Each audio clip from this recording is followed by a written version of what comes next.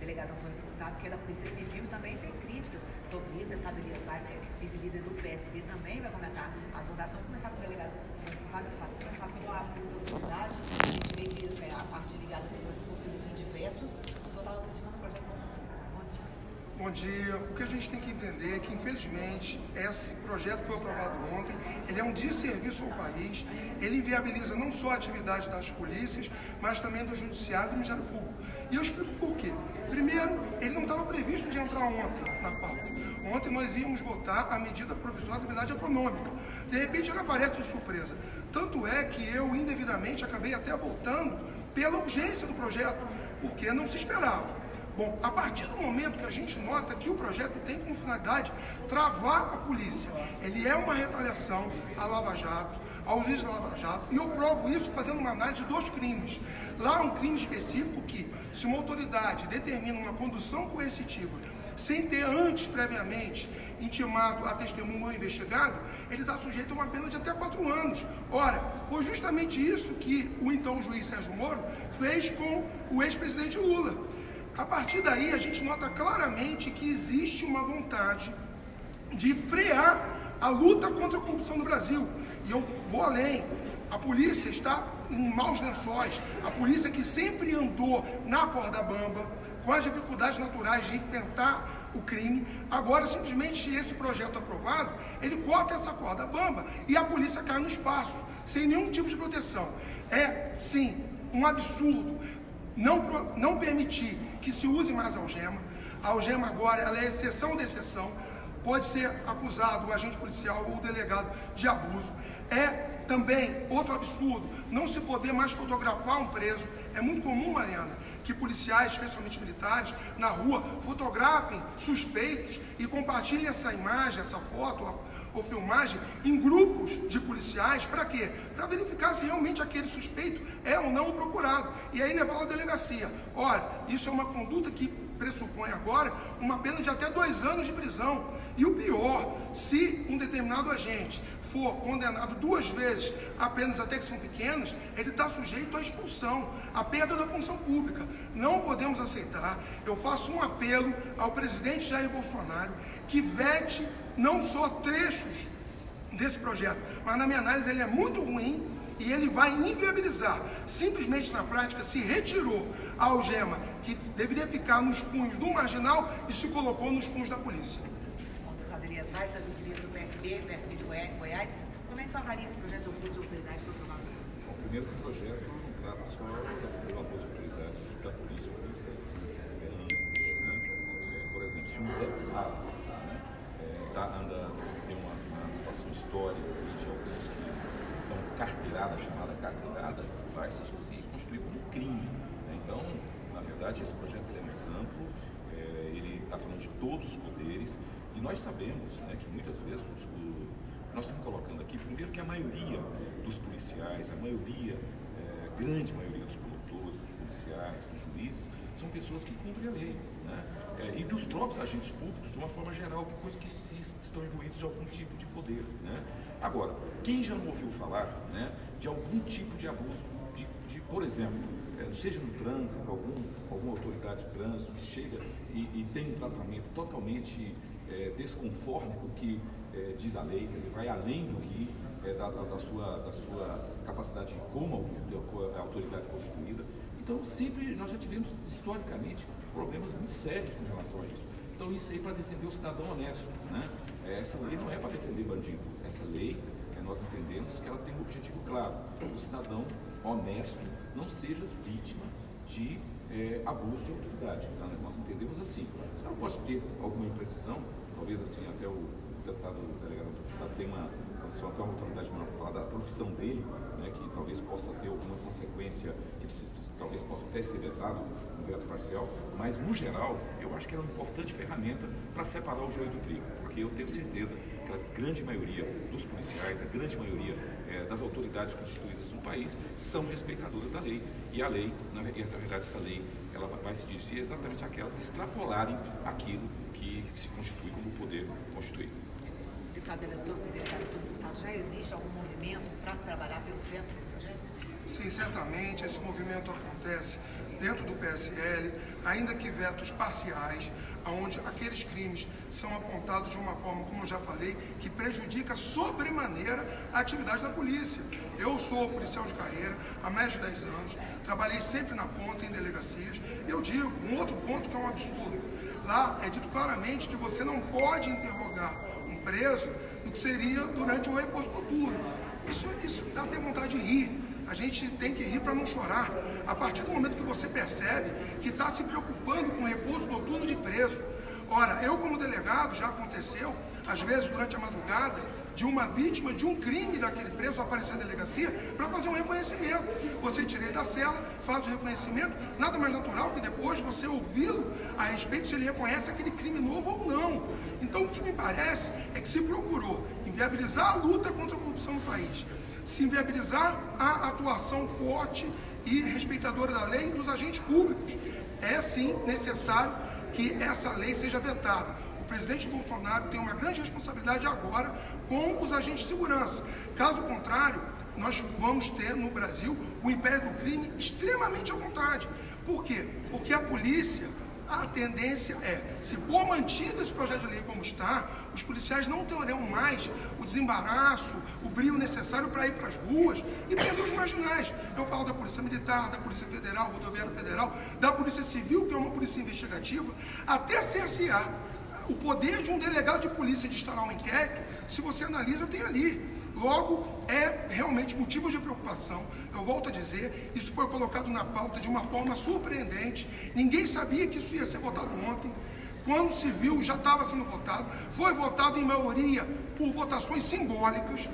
Houve, sim, um destaque do PSL supressivo muito importante, que eu votei a favor do destaque, que era para retirar a possibilidade de condenação de agentes policiais, caso eles fossem reincidentes nos crimes que a nova lei está trazendo.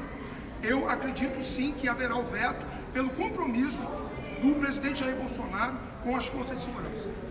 Outro texto que foi votado ontem no plenário, de 8 que foi concluída ontem, segue no Senado. O deputado Elias Vaz, eu acho que essa medida provisória do chamado da liberdade econômica saiu. Como é que ela saiu da Câmara? Bom, ela, para mim, teve um problema que poderia ter sido evitado, que saiu da sua posição original do governo, que acabaram misturando questões trabalhistas. Então, quando que tange a questão da liberdade econômica é fundamental, a lei traz grandes avanços, né? O projeto de lei, a medida provisória, na verdade, ele traz a desburocratização, que é muito importante, né? As pequenas e microempresas, mas a questão do trabalhador, essa, na verdade, nós não importamos, né? Essa situação, por exemplo, hoje, o que acontece? Um trabalhador que, na verdade, ele às vezes tem que ter uma condição, né? Quando vai perder o emprego, se ele não trabalhar, tem que trabalhar no domingo, né? Ele tem um benefício, ele recebe 100% a título da situação de que domingo é um dia especial, que ele acaba tendo sacrifício. Agora, com essa lei que nós aprovamos, é diferente, né? A empresa vai dizer assim para o funcionário, você vai trabalhar no domingo e eu vou dar um outro dia, uma segunda, uma terça, uma quarta para você, na verdade, ter sua folga. Ele não vai pagar nenhum tipo de benefício, ou seja, se folgar quinta-feira, quarta, terça, fosse a mesma coisa que folgar domingo. Então, para mim, assim, foi uma posição equivocada. Eu acho que isso acabou atrapalhando o projeto. Se não fosse os itens com relação à questão trabalhista, incluindo também a flexibilização do controle, na verdade, da folha de ponto, né, que é um instrumento de prova que o trabalhador tem. Então, são questões assim que eu acho que poderiam ter sido evitadas, porque o objetivo dele era focar melhores condições para você regularizar o funcionamento de uma pequena empresa, e eu acho que acabaram colocando situações que, na minha opinião, distorceu. Ainda bem que o presidente tirou mais de 30 itens que eles queriam fazer uma reforma profunda, né? Muito mais profunda do que foi a própria reforma trabalhista, tirando direitos dos trabalhadores. E foi aquele discurso, né? Que isso aí vai gerar emprego, se a gente flexibilizar. Nós vimos o que aconteceu com a reforma trabalhista. Eu quero que os economistas que falaram tanto, né, esses que eu chamo de, que são, na verdade, estão a serviço, parece que tem uma concepção de aluguel, né, que na verdade disseram tanto que ia gerar emprego a reforma trabalhista. Cadê os empregos? Fez para aumentar. Então, quer dizer, está se precarizando as relações de trabalho e ao mesmo tempo nós tivemos um crescimento de emprego. Então, isso é uma falácia, né? Então, esse aspecto é um aspecto que nós discordamos. Agora, nós não vamos deixar de enaltecer o aspecto positivo de você desburocratizar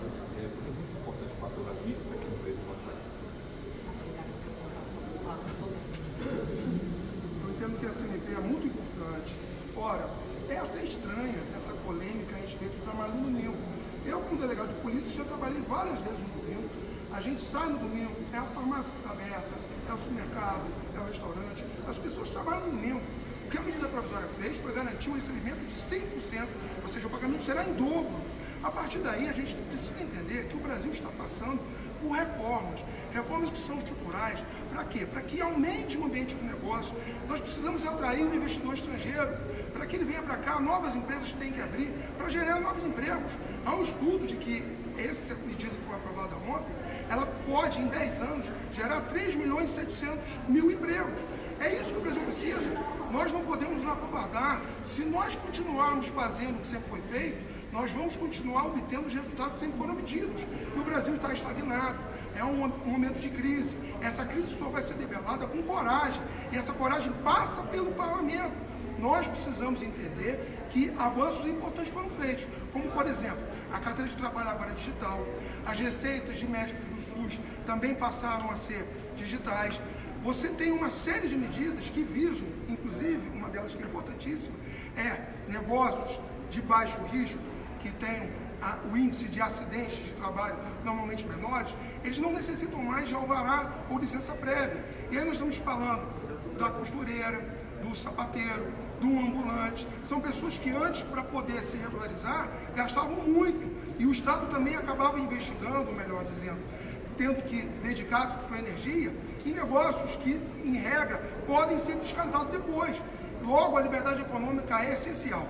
O Brasil precisa deixar de ser o país do futuro e passar a ser o país do presente. E é por isso que nós estamos aqui, para trabalhar por esses ideais. A liberdade econômica vai gerar mais emprego, vai gerar mais confiança, vai aumentar a arrecadação de tributos, que é o tema que a gente vai falar daqui a pouco. O Brasil está se reformando para, no século XXI, dar a melhor qualidade de vida para todos os seus cidadãos.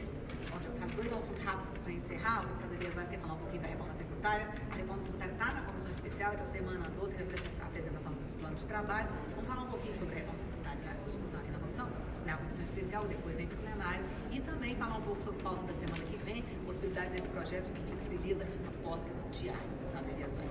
Bom, a questão da reforma tributária é fundamental, é muito mais importante, inclusive, para o país do que a reforma da Previdência.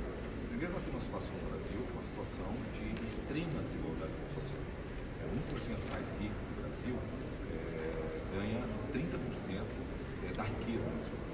Então, é uma brutal concentração de riqueza.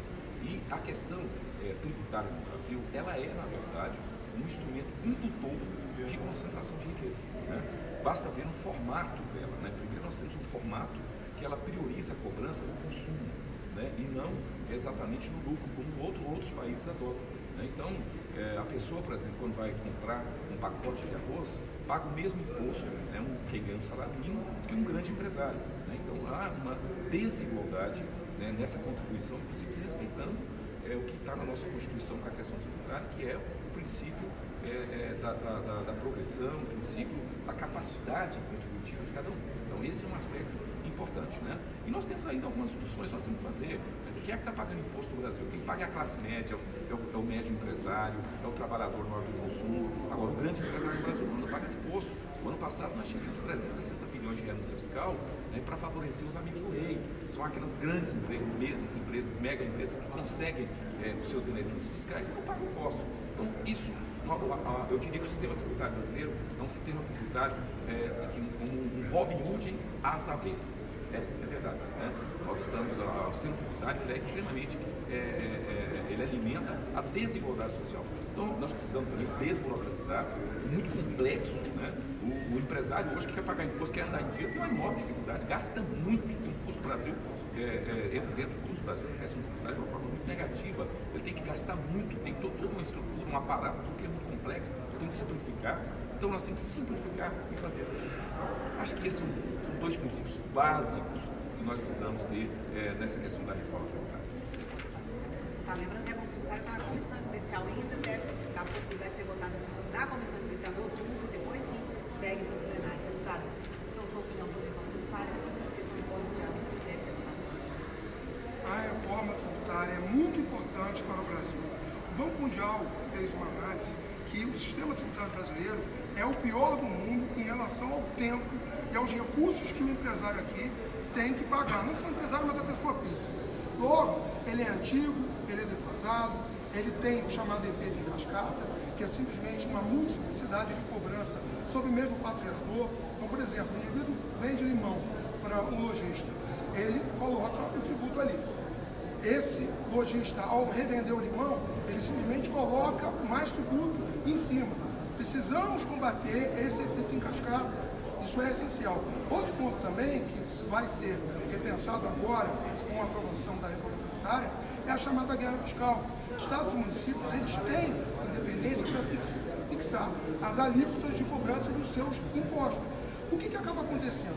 Você gera, obviamente, mais investimento, empresas vão para determinados territórios dos municípios e dos estados que cobram menos. Se por um lado isso é bom, porque você está gerando mais emprego naquela área, por outro lado você está arrecadando menos. E é por isso que o que se busca hoje é uma espécie de imposto único. Você fundir vários impostos, que é a proposta do Marco 5, secretário da Receita Federal, de você fundir PIS, COFINS, alguns impostos federais, num único imposto, que é o IVA, Imposto de Valor Agregado. Não é muito diferente da proposta que já está tramitando na casa, que foi oferecida essa proposta pelo deputado federal Baleia Rossi.